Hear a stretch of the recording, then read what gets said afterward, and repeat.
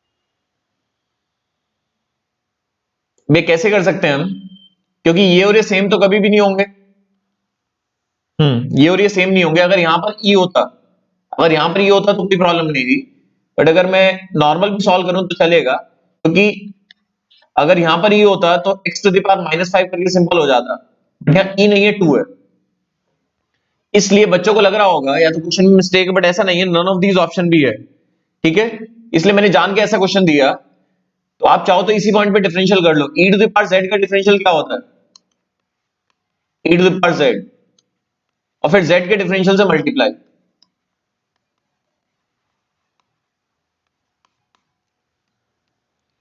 ये तो हो जाएगा e to the power -5 log x to the base 2, constant बाहर आ गया, log x to the base 2 का क्या होगा? 1/x log 2। तो ये ऑप्शन ट्रू है, नन ऑफ दीज बैठेगा इसका, ठीक है बच्चों। ई की वजह से प्रॉब्लम हो गई, मतलब अगर वहां पर 2 होता है या 2 की जगह ई होता या ई की जगह 2 होता तब तो कोई प्रॉब्लम नहीं थी, तब तो एबीसी में से कोई एक मैच हो जाता।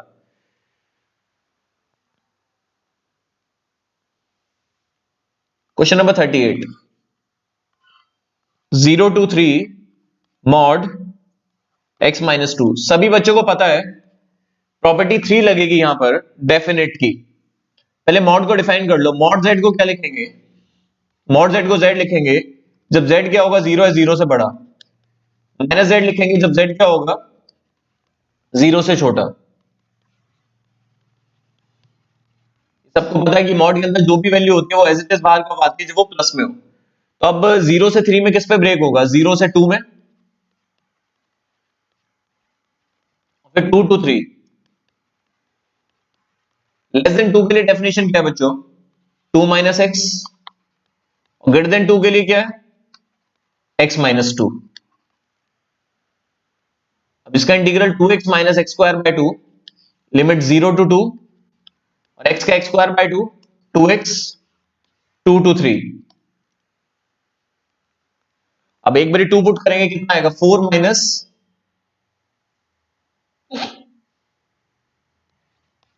2 आएगा मेरे हिसाब से। 2 टू 4, और ये 4/2, 0 पुट करके खत्म हो जाएगा। फिर 3 पुट करेंगे, 9/2 minus 6,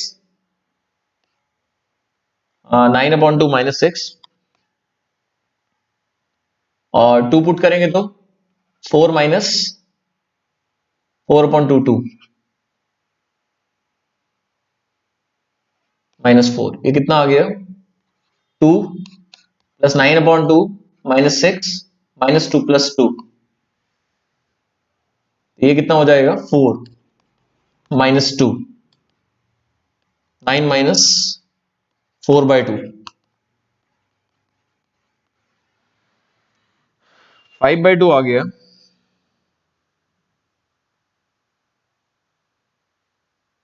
5/2 option B is true.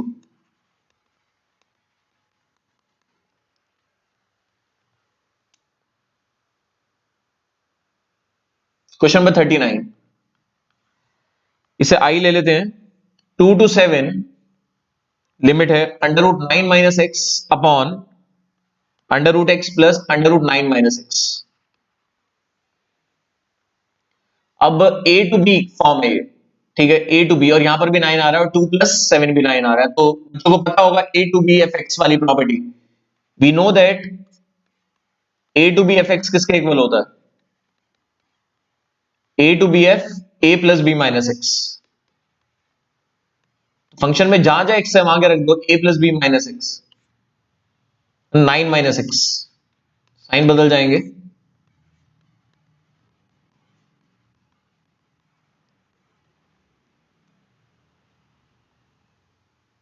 ये सॉल्व करके कितना आ गया? 2 to 7 √x upon √9 minus x plus √x। दोनों इक्वेशंस के डिनोमिनेटर सेम है, ऊपर वाले का भी और सेकंड का भी, तो दोनों को ऐड कर दो आप। दोनों को ऐड करेंगे तो क्या आएगा? √9 minus x plus √x, √9 minus x plus √x, ये कैंसिल। तो 2i किसके इक्वल हो गया? 1 का integral x, upper limit minus lower limit, तो i की वैल्यू कितनी हो गई? 5/2। कौन सा ऑप्शन ट्रू हो गया बच्चों? B option. अब आता है question number 40। -1 to 1 log 2 plus X upon 2 minus X. -a to a form है, तो उसमें याद है क्या करते हैं हम? इवन या ऑड चेक करते हैं, फंक्शन इवन है या ऑड है। तो चेक करते हैं, replace x by minus x.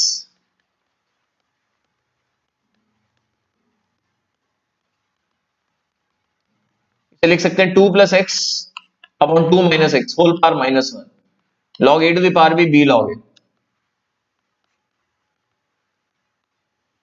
f minus एक्स किसके इक्वल आ गया? Minus F X. इसलिए फंक्शन क्या हो गया? ऑड। और अगर ऑड फंक्शन आएगा तो रिजल्ट क्या आएगा? 0।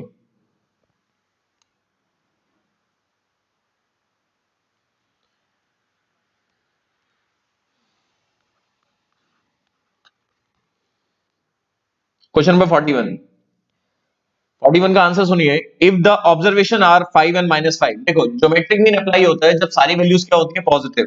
तो इसलिए नन ऑफ दीज होगा, ठीक है। ज्योमेट्रिक मीन नेगेटिव वैल्यू के लिए अप्लाई नहीं होता, तो इसलिए 41 का आंसर क्या है? D, none of these. Quartiles can be determined graphically. देखो कोई भी पार्टीशन वैल्यूज, मैं बता देता हूं, कोई भी partition values, quartile, percentile, decile, ये सब लेस देन टाइप ऑगिव से कंप्यूट हो सकते हैं, ठीक है। और जो मीडियन है वो लेस देन और मोर देन दोनों से भी कंप्यूट हो सकता है, और मोड ग्राफिकली हिस्टोग्राम से कंप्यूट हो सकता है, ठीक है। तो quartiles can be computed graphically using ogive, तो इसलिए ऑप्शन सी ट्रू है।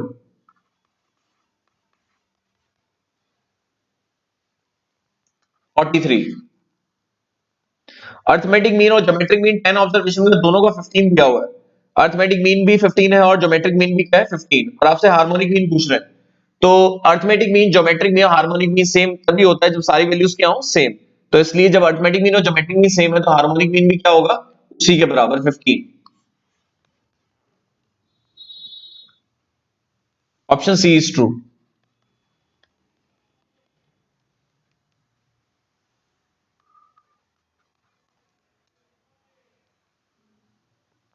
Next, if the profits of the company remains the same, अगर किसी कंपनी का प्रॉफिट लास्ट 10 इयर्स का सेम है तो एसडी क्या होगा? डेविएशन होगा ही नहीं, डेविएशन होगा ही नहीं, तो एसडी की वैल्यू क्या आएगी?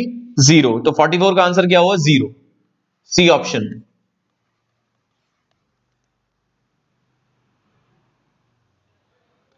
45 देखते हैं।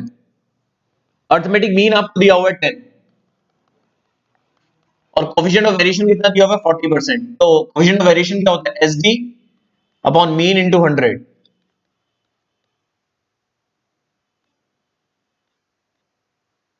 तो एसडी कितना आ गया? 4। और आपसे पूछ रहे हैं what is the value of, sorry, what is the variance of 15 minus 2x। तो न्यू वेरिएबल है 15 माइनस 2x, इसका एसडी क्या होगा? SD of y mod of coefficient of x into SD of x। तो एसडी ऑफ x कितना है? 4। तो variance of x कितना हो गया? 8। बट वेरिएंस ऑफ y कितना हो गया? SD square 64। थोड़ा स्पीड से तो कराना पड़ रहा है क्योंकि ये सिर्फ आंसर डिस्कशन क्लास है।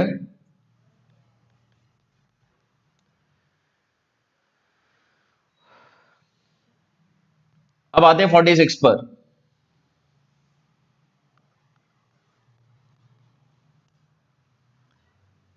वेरिएंस आपको दिया हुआ है 151। वेरिएंस वी ए से डिनोट कर रहे हैं, वेरिएबल एक्स मान लो आप, ऐसे ही 100 वैल्यूज अलग हैं, 1 2 3 अप टू 100। अगर मैं इन सभी में 150 सब्ट्रैक्ट करूं, वेरिएबल को बदल दूं, तो 1 2 3 अप टू 100, तो ये भी 100 वैल्यूज रह जाएंगी 1 से 100 तक। मतलब ओरिजिन शिफ्ट कर दिया मैंने, ठीक है। ओरिजिन शिफ्ट करने से जो वेरिएबल x का एसडी होगा वो इसका एसडी होगा, ठीक है। मतलब इसका और इसका एसडी सेम है। जब इसका और इसका एसडी सेम है तो वेरिएंस भी सेम होगा। जब दोनों के वेरिएंस सेम है तो ऑब्वियसली रेशियो क्या आएगा? 1:1। तो कौन सा ऑप्शन ट्रू हुआ? B option. मतलब दोनों का शिफ्ट करने से ये वैल्यूज आ गई, इसका और इसका एसडी सेम है, और ओरिजिन शिफ्ट करने से पूरे डिस्पर्जन में फर्क नहीं पड़ता।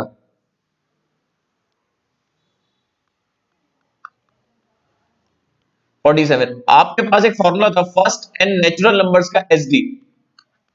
फर्स्ट एंड नेचुरल नंबर का एसडी निकालने का फॉर्मूला होता है under root ten square minus 1/12। अगर मैं सब में 2 की मल्टीप्लाई कर दूं, स्केल स्केल एडजस्ट करूं मतलब, तो इवन वैल्यूज हो जाएंगी। तो एस डी वाई का क्या होगा, ट्वाइस। ठीक है, और अगर मैं इसमें सब में 1 सब्ट्रैक्ट कर दूं तो ऑड वैल्यूज आ जाएंगी। इवन का पूछ रहे किसका, हाँ, तो 1 3 5 सब में 1 सब्ट्रैक्ट करने से, बट 1 सब्ट्रैक्ट करने से फर्क नहीं पड़ता, तो जो इसका एसडी होगा वो इसका होगा, तो ऑड और इवन के लिए फॉर्मूला सेम होता है। ठीक है, तो first and odd natural numbers का एसडी और इवन नेचुरल नंबर्स का एसडी सेम होता है, twice of under root n square minus 1/12, तो ऑप्शन ए इज ट्रू।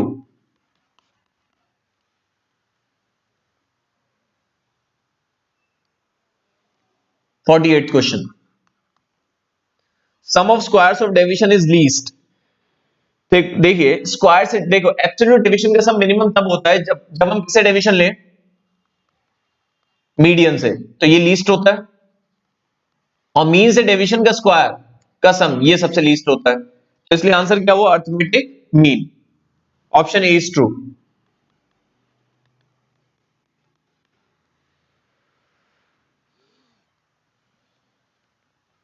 अब 49 पे आते हैं, negatively skewed distribution. Negatively skewed का मतलब है, मतलब ये, देखो सिमेट्रिकल डिस्ट्रीब्यूशन तो होता है नॉर्मल डिस्ट्रीब्यूशन, नेगेटिवली स्क्यूड का मतलब है कि ये लेफ्ट की साइड ज्यादा झुका हुआ है। ठीक है, तो नेगेटिवली स्क्यूड डिस्ट्रीब्यूशन में क्या होता है, ज्यादातर वैल्यू जो होती है लो वैल्यू साइड होती है, तो मीन सबसे कम आता है, मीन सबसे क्या आता है, कम आता है। उसके बाद मीन सबसे कम आता है, इसमें नेगेटिवली स्क्यूड में क्या होता है, तो मीन सबसे कम आता है, और क्योंकि ज्यादातर वैल्यूज होती है लो वैल्यू साइड होती है, ठीक है, कम, और फिर मीडियन बीच में आता है। और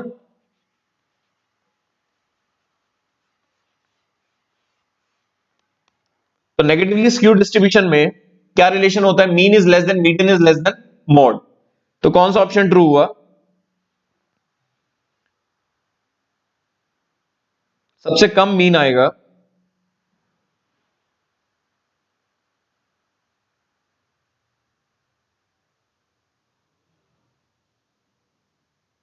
हाँ, तो ई ऑप्शन लग रहा है मुझे, क्योंकि मॉड की तरफ डायरेक्शन है, सबसे ज्यादा मॉड होगा, फिर बीच में मीडियन आएगा और सबसे कम मीन होगा, तो ऑप्शन ई इज ट्रू।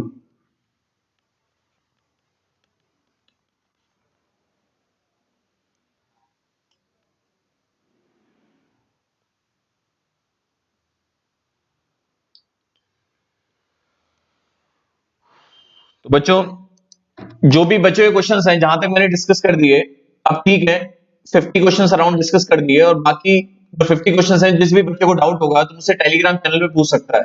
ठीक है, बच्चों को मैथ्स में थोड़ा ज्यादा प्रॉब्लम रहता है, इसलिए मैंने मैथ्स के क्वेश्चन, कुछ स्टैट्स के क्वेश्चंस ले लिए, फिर भी अगर किसी बच्चे को डाउट हो तो टेलीग्राम चैनल पे मेरे से पूछ सकता है। ठीक है बच्चों, बाय बाय।